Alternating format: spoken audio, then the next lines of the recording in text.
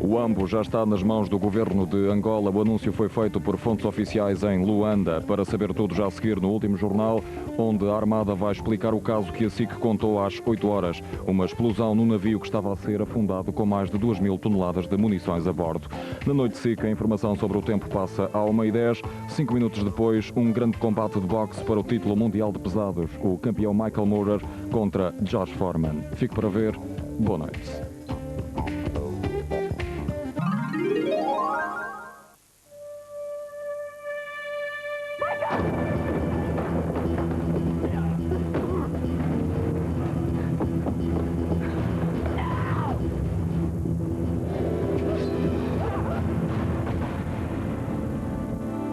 Para eles, este polícia era como um anjo protetor.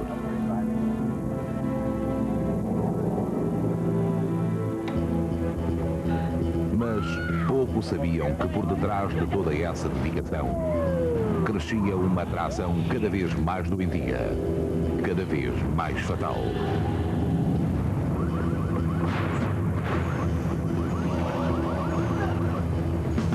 Obsessão Selvagem. Amanhã, em noite de estreia. Toyota Corolla com ar-condicionado patrocina Noite de Estreia. Estilo próprio.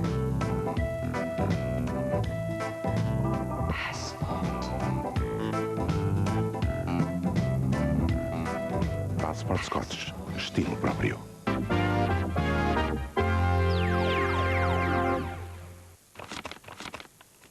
No nosso 130º aniversário, o seu dinheiro multiplica-se de um dia para o outro. Quem quer casa, vai ao crédito. Crédito Predial Português, Grupo Tota.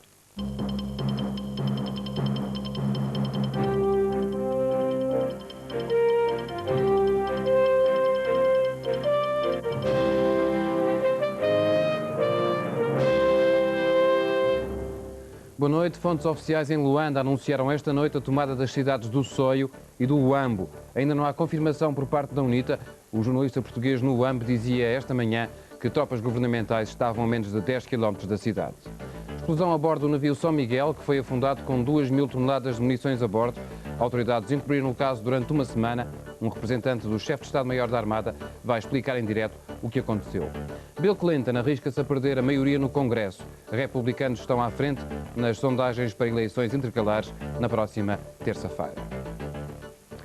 As tropas governamentais angolanas poderão já estar dentro do Uambo. Fontes militares oficiais em Luanda disseram esta noite às agências France Presse e Angop e ainda à Rádio Nacional de Angola que a capital do Uambo caiu hoje. A rádio falava ainda de combates no interior da cidade. Não há confirmação desta notícia de fonte independente. A agência Reuters falou esta tarde com funcionários de agências humanitárias no Uambo e a essa hora a cidade ainda era controlada pela UNITA. Mas os combates nos arredores da cidade eram violentos, de acordo com um relato feito logo de manhã pelo único jornalista estrangeiro na cidade. Pela manhã chegavam notícias de intensos combates às portas do Uambo. Os que podiam, fugiam da cidade. Os que ficavam, procuravam refúgio nas caves dos prédios. Por toda a cidade do Uambo ouviam-se os sons de guerra. A cidade estava nas mãos da UNITA, que festejou o derrubo de um caça-bombardeiro. Depois do intenso fogo de baterias antiaéreas e metralhadoras, a UNITA conseguiu abater um dos 2 MiG que sobrevoavam a cidade. O piloto conseguiu injetar-se e caiu de paraquedas perto da cidade, nas mãos da UNITA. Entre os militares e apoiantes da UNITA, a alegria foi total.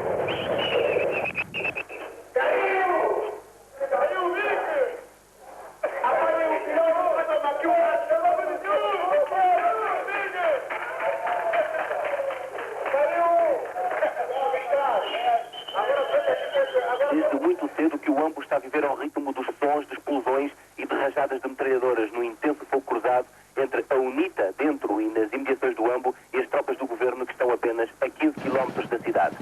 A UNITA ainda a cantar vitória ao início do dia. Ao princípio da noite, notícias dão conta da conquista da cidade pelas tropas governamentais. Para o MPLA, partido no governo, a intensificação dos combates em Angola não são uma violação do protocolo de paz assinado em Lusaka. A UNITA pensa ao contrário. A paz pode estar cada vez mais longe e os apelos internacionais para uma cessão de hostilidades não são escutados por quem combate em Angola. A TSF não tem desde esta manhã contacto com o seu enviado no UAMB. Quanto aos 50 funcionários de agências humanitárias na cidade, estavam esta tarde abrigados num bunker da Cruz Vermelha Internacional. A Armada e a Direção-Geral de Portos tentaram encobrir uma explosão num barco com mais de 2.000 toneladas de munições em águas territoriais portuguesas. Há uma semana, a Armada afundou um navio cheio de velhas munições a 200 milhas da costa. Só que a operação não correu bem e acabou por se registrar uma explosão no navio São Miguel. O caso, revelado hoje pelo Jornal Público, foi mantido em segredo. O Governo chegou mesmo a garantir que tudo se tinha processado de acordo com as normas de segurança. As autoridades também se recusaram a fornecer a lista do material afundado. A SIC revelou hoje. O São Miguel foi afundado há pouco mais de uma semana. Para o fundo do mar, levava 2.200 toneladas de velhas munições. Na altura, os ambientalistas não gostaram da ideia e pediram uma lista do armamento submerso. Mas a Direção-Geral de Portos, Ministério da Defesa e Ministério do Mar não aderam, sob pretexto que o material estava bem condicionado e que a operação respeitaria todas as normas de segurança. Estava tudo previsto e o imprevisto aconteceu. Pouco depois do início da operação, no São Miguel, houve uma explosão.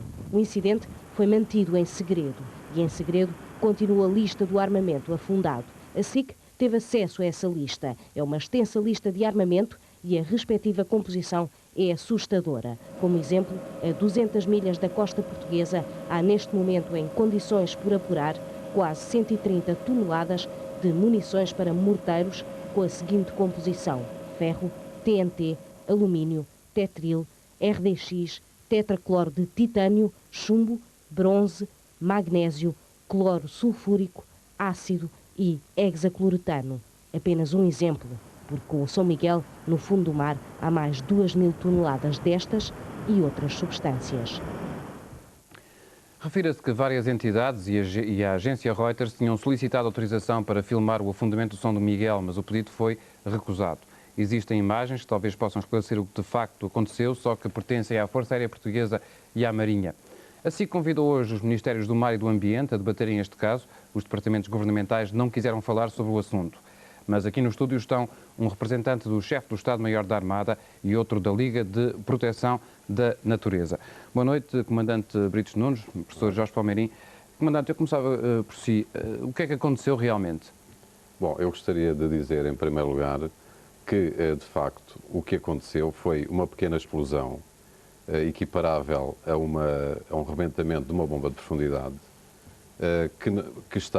que era perfeitamente possível acontecer, estava equacionado que poderia acontecer e, portanto, não foi, tal como passa aqui na peça, não foi a explosão, ou como pode dar a ideia na peça, não foi a explosão das 2.200 toneladas que estavam a bordo. De facto, ter-se-á... Portanto, essa explosão estava prevista ou foi imprevista? A explosão era previsível que pudesse acontecer. Não estava fora das previsões do acontecimento. Estavam outros vasos de guerra no local. Exato. Tanto que foram estabelecidas sempre todas as regras de segurança, quer em relação à distância que os navios deveriam manter-se em relação ao navio São Miguel e também em relação ao aéreo. Foram estabelecidas, portanto, distâncias de segurança. Mas mesmo assim parece que houve um navio, uma fragata, que ficou danificada. Não. Portanto, não confirma a informação de que eu tenho de que a fragata comandada pelo almirante Carmo Duro ficou danificada, nomeadamente atingida por um estilhaço, possivelmente no radar. Não. Não confirma. E vamos ter, quando, o filme que confirma estas suas afirmações? O que eu posso dizer é que as filmagens que foram feitas pela Marinha, a bordo dos navios da Marinha que estavam presentes no local, foram entregues ao Ministério da Defesa Nacional, que certamente dará o caminho que entender às videocassetes que têm o seu poder. Professor Jorge Palmeirim, durante muito tempo a Liga para a Proteção da Natureza tentou obter a lista dos produtos, tanto a Armada como o Governo não forneceram. Agora que já está de posse da lista, o que é que nos pode dizer sobre estes materiais que estão no fundo do mar? Bem, para já, ainda numa análise muito superficial, há produtos que são obviamente altamente tóxicos, como é, por exemplo, o caso do tetril. E o próprio relatório preparado pelo governo português sobre o assunto inclui e chama a atenção para a toxicidade desse produto. No entanto, e lamentavelmente, nós pensamos que há muito mais, ou havia muito mais a bordo do São Miguel do que aquilo que está revelado neste relatório. Isto porquê? Porque este relatório, que deveria ter sido público, não o foi. E durante mais de um mês a Liga para a Proteção da Natureza tentou obter o relatório, foi-lhe sendo dito que sim, que entregaria o relatório, que entregariam a lista dos produtos a bordo do São Miguel e nunca o entregaram. Tendo em conta que depois disso se aconteceram situações que comprovam uma atmosfera de falsidade ou um comportamento de falsidade neste processo, como foi, por exemplo, o encobrir da explosão do São Miguel, somos levados a crer que as nossas suspeitas iniciais de que havia outros produtos a bordo do São Miguel se virão a confirmar. Nós temos neste momento uma cópia do relatório em análise numa organização internacional com especialistas na matéria que nos vão dizer o que é que pensam sobre a lista do material que foi afundado. Comandante, porquê é que nunca foi fornecida a lista às organizações que a pediram? Bom, eu gostaria de dizer, em primeiro lugar, que, provavelmente, como sabe, a manutenção de munições em paiol, concretamente estas que agora foram afundadas, são sujeitas a análises periódicas. Portanto, foi determinado que, a relativamente curto prazo, o grau de instabilidade dessas munições necessitaria portanto, de elas serem afundadas ou de lhes dar Ninguém põe outro isso em caminho. causa. O que eu pergunto é porque é que não foi fornecida a lista. Eu respondo-lhe já à sua pergunta. Portanto, como provavelmente sabe, a Convenção de Oslo e de Londres são as entidades internacionais que controlam este tipo de imersão de quaisquer produtos no Atlântico. Toda essa listagem foi fornecida a essas entidades, à qual A informação que eu tenho é que houve contactos informais, mas não houve a listagem fornecida ao Secretariado da Convenção. Não confirmo de forma nenhuma essa Mas só os estrangeiros é que têm acesso à listagem, os portugueses não podem ter acesso às listagens, não podem saber o que é que vai ser afundado? Não me compete a mim, como eu estou aqui na função estrita de transmitir aquilo que se passou na parte da operação que correspondeu à Portanto, isso compete ao Governo, O Ministério da Defesa, eventualmente, se achar por bem, transmitirá todas as indicações que achar por convenientes. Agora, o que eu posso mais uma vez referir é que essas duas convenções, ou as entidades que testam e que fiscalizam esse tipo de afundamento ou de imersão, foram completamente, ou estão completamente abalizadas com toda a listagem, inclusivamente há organizações de caráter ecológico que também têm acesso a elas, nomeadamente o Greenpeace. Diga uma coisa, os produtos foram acondicionados de acordo também com as normas? Óbvio. Foi feito um acompanhamento in loco do acondicionamento dos produtos? O acompanhamento foi permanente, desde que as munições foram entregues à Armada, portanto, estabelecido graus de segurança adequados. Quem fez o acompanhamento? O Ministério do Mar? Não, o acompanhamento foi feito na parte exterior à Marinha, foi feito pela Direção-Geral do Armamento. Portanto, dependendo do Ministério da Defesa, como sabe. A partir do momento em que as munições exteriores à Marinha foram entregues para serem estivadas a bordo, é óbvio que foram técnicos da Marinha que fizeram essa estiva. Mas esse acompanhamento por parte do Governo é um acompanhamento documental ou houve peritos do Governo a ver o acondicionamento das munições? Não me compete a mim dizer, mas certamente que houve. Então, como é que as munições iam acondicionadas? As munições estavam estivadas de tal forma a que não houvesse incompatibilidades entre as munições que estavam próximas. Segundo sei, deviam de estar empardadas em cimento. Não. Algumas delas foram empardadas em cimento exclusivamente, e julgo que isto é importante referir, exclusivamente para lhes dar flutuabilidade negativa. E, de facto, verificou-se depois, durante todo o acompanhamento que foi feito, após essa pequena explosão, volto a referir, que foi a pequena explosão que se verificou, e não houve material que tivesse ficado à superfície. Os navios Eu tenho informação de que... Confirma-me que isto foi perto dos Açores, que a explosão se deu. Não.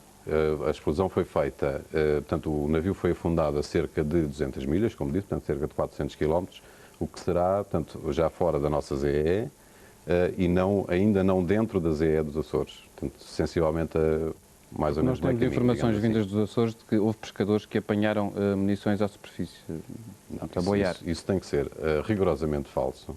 E até porque a zona onde foi feito o afundamento, eu julgo que é importante dizer isto, foi criteriosamente escolhida, é uma zona sem correntes, sem movimentos de upwelling, sem peixes, portanto não existe movimentação de pesqueiros naquela zona, e os navios mantiveram-se em pesquisa contínua na área durante vários dias e continuam a fazê-lo, esporadicamente, no sentido de averiguar... Comandante, também não confirma que o navio não tinha capacidade para toda aquela carga e que houve munições que ficaram condicionadas no convés?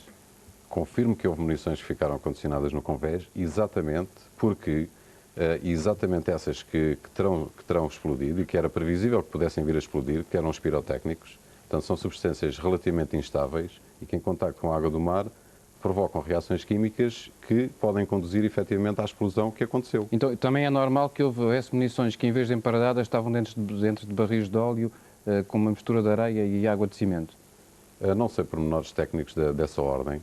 Agora, o que lhe posso dizer é que, de facto, as munições que foram colocadas, nomeadamente os pirotécnicos, em situações de evitar qualquer compatibilidade com outro tipo de munições, para evitar qualquer explosão em cadeia, ou por simpatia, como se diz tecnicamente, foram colocadas exatamente portanto, O senhor também não me confirma que a Armada também recolheu algumas munições à superfície depois da explosão e depois do afundamento do navio? Não recolheu, é óbvio que não recolheria. Portanto, isso era uma quebra de segurança então, total. Se tudo correu tão bem, porque é que se escondeu a explosão, porque é que não se mostrou, porque é que não se disse o que é que aconteceu? Eu volto a dizer, a Armada comunicou e fez o seu relato da ocorrência ou portanto, da operação a quem por direito... Portanto, não cabia a Armada... não cabia certamente a Armada. Sr. Palmeirinho, está mais tranquilo depois das explicações aqui do Comandante Britos Nunes? Não, lamentavelmente não. Em primeiro lugar, em relação às correntes, à inexistência de correntes, o próprio relatório que o Governo de facto enviou à Convenção de Oslo refere aqui que as correntes, portanto, da profundidade para a superfície são insuficientemente conhecidas. Portanto, isso está no próprio relatório preparado pela Direção-Geral de Portos. Em relação à abertura com que o processo foi feito, em primeiro lugar é de lamentar que haja organizações internacionais que tenham acesso e as associações portuguesas que, por lei, têm direito a terem acesso a esses documentos, porque, de facto, a lei já explicou que a responsabilidade é do Governo, não é da Armada. Exatamente. Em relação ao conhecimento a operação em si. Em relação ao conhecimento do Greenpeace do processo, o Greenpeace foi contactado por nós, o Greenpeace contactou com o Secretariado da Convenção, foi informado pela Convenção que o Greenpeace não tinha a documentação porque o Governo português tinha entregue a documentação informalmente e, como tal, os observadores não tinham acesso... Mas, Sr. Palmeirinho, em relação aos esclarecimentos que o Comandante deu, em relação à operação em si, à forma como a operação decorreu, que foi tudo de acordo com o estabelecido e com o normal nestes casos? Bem, felizmente não há muitos normais nestes casos, mas parece-me que uma explosão numa situação destas é tudo menos normal e que uma explosão num navio carregado com munições não é nada que esteja antecipadamente planeado. É evidente que é um acidente e é um acidente que pode ser extremamente grave. De qualquer forma, eu penso que seria extremamente importante que o tal filme fosse divulgado. Pensa que pode haver para nós vermos... as matérias tóxicas que poderão chegar à cadeia alimentar dos humanos? Definitivamente, definitivamente.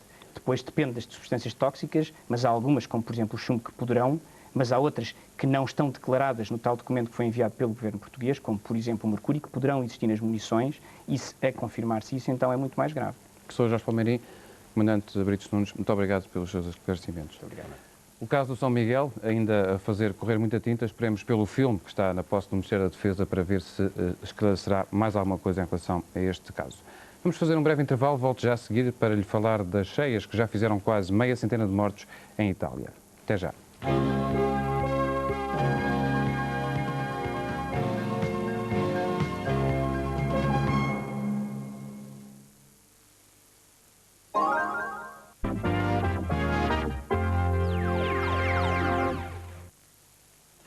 Chuvas que matam no norte de Itália. As violentas tempestades dos últimos dias já fizeram, segundo números oficiais, 32 mortes e há pelo menos 12 pessoas desaparecidas. É o pior temporal dos últimos 80 anos nas regiões do Piemonte e da Ligúria. No norte de Israel a hora já é de rescaldo, mas a tempestade dos últimos dias fez pelo menos 4 mortos. No noroeste italiano, as cheias fizeram pelo menos 27 mortes. As estradas estão completamente alagadas e algumas pontes foram arrastadas pela força das enxurradas. Várias localidades estão submersas e isoladas, o que tem dificultado as operações de salvamento, que procuram ainda 10 desaparecidos. Há já milhares de desalojados e pode haver mais vítimas nos escombros dos muitos prédios que ruíram, numa vasta zona que inclui a cidade de Turim. Israel também se debate com tempestades. No norte do país, o cenário é desolador e está já em fase de rescaldo. As cheias da noite de quinta-feira provocaram 4 mortos e avultados prejuízos. O último dos cadáveres foi hoje finalmente recuperado, graças à preciosa ajuda dos cães da polícia israelita. Mortes e fraudes na Albânia no dia em que a nova Constituição foi votada em referendo. Um alto responsável do Partido Democrático Albanês no poder foi morto a tiro numa assembleia de voto, assassinado por 2 militantes do antigo Partido Comunista da Albânia. A nova Constituição, votada hoje em referendo por 2 milhões de albaneses, é a condição fundamental para a entrada da Albânia no Conselho da Europa. O governo do presidente Sali Berisha é o principal defensor da nova lei constitucional. Se a lei for aprovada, a Albânia passará a ser uma república parlamentar. Os partidos da oposição estão contra o referendo e já o puseram em causa, nomeadamente a forma como decorreu a consulta. Mas as maiores críticas vieram da Igreja Ortodoxa. O arcebispo da Albânia ameaça deixar o país se os eleitores disserem sim à nova Constituição. Nos Estados Unidos queimam-se os últimos cartuchos da campanha para as eleições de terça-feira, que vão determinar com que maioria vai trabalhar o presidente Bill Clinton. São eleições para o Senado, Câmara dos Representantes e também para os governadores de vários estados. Num debate hoje na cadeia de televisão NBC, tanto o senador republicano Robert Dole como o vice-presidente Al Gore cantaram vitória. No país da televisão, os debates começam com a segurança na vitória. Like everybody else, I've been traveling around the country and there's a lot of unrest, a lot of dissatisfaction, maybe some cynicism, but I think it's going to be a good day for Republicans. I've been all over the United States, and I see it everywhere.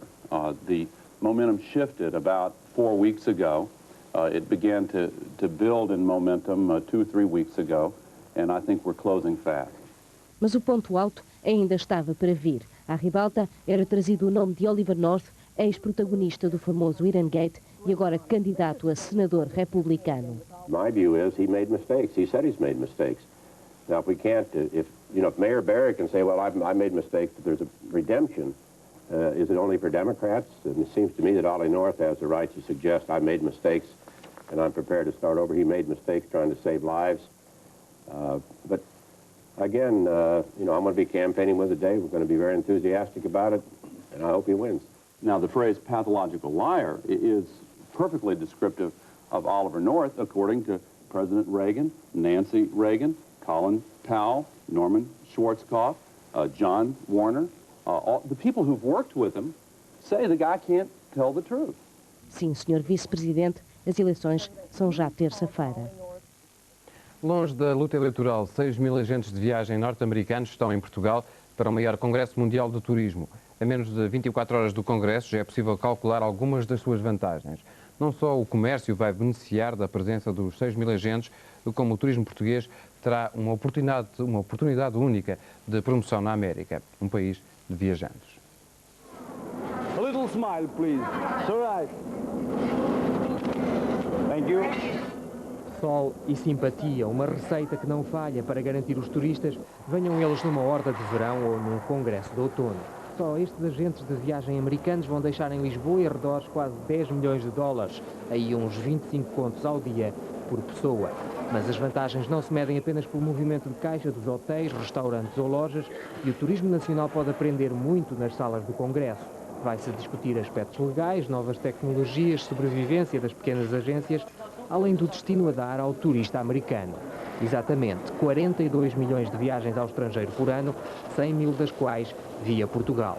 A caminho de Espanha, pois o turista médio embrulha Lisboa e Madrid no mesmo pacote. We haven't had any experience ourselves where we've sent people to just Portugal. But maybe that will change because we haven't known as much about it ourselves. So now that we get some more information on it, we'll probably tell them you can go just to Portugal. Have a good time. E que rico divertimento. Em países anfitriões de um congresso da ASTA, o turismo americano aumenta nos anos seguintes 30%. Mas isto não são favas contadas. Da penúltima vez o congresso foi no Cairo e hoje o Egito mal recebe viajantes americanos. Faltam as boas condições que Portugal necessita ainda e também provar. Ou não fosse o turismo uma questão de diferentes pontos de vista.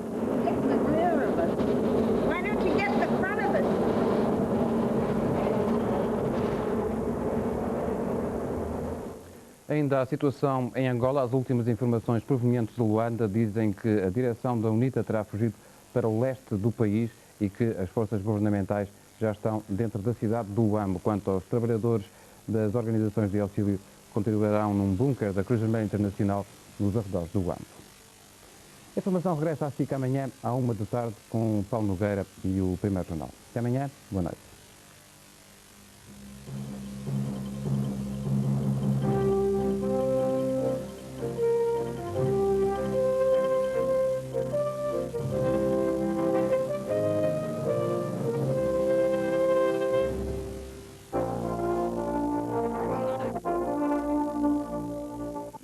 Pop Limão. O poder do limão a brilhar de geração em geração. Hoje o céu apresentou-se nublado em quase todo o país. Tal como podemos verificar na imagem de satélite, a mancha nebulosa afeta agora quase toda a Península Ibérica. As baixas pressões, em respectivas frentes frias, influenciam o estado do tempo da maior parte do continente europeu. As altas pressões são agora a nota dominante no sul da Península Ibérica, Norte de África e parte da zona leste. Em relação ao estado do tempo, temos céu pouco nublado em quase toda a Europa. Chuva e trovoada em Itália. Quanto às temperaturas,